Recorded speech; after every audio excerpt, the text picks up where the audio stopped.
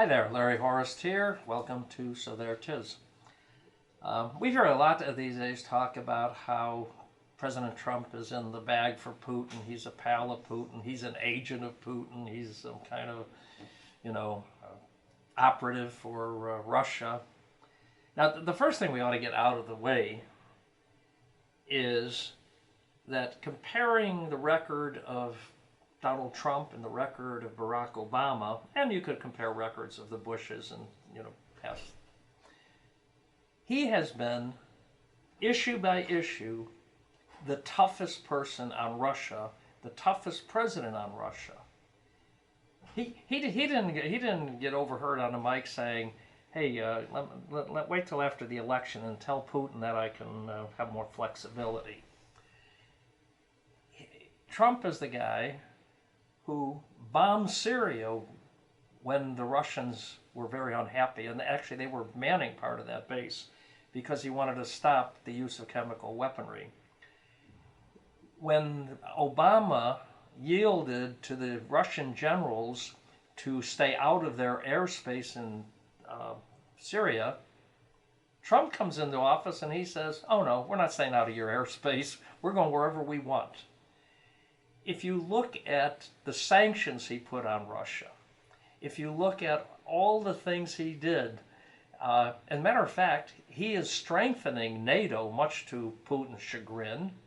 He's adding countries to NATO much to Putin's chagrin. Can you imagine? I mean, Putin is in a war against Ukraine.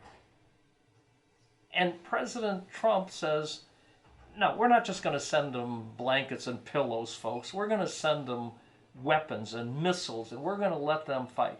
He literally enabled the Ukrainians to stop the progress of the Soviet Union.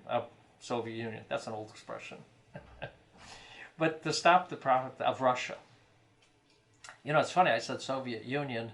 I just saw today that they want to take over Belarus now, already having Georgia and the Crimea. So we may be talking about the Soviet Union again someday anyway.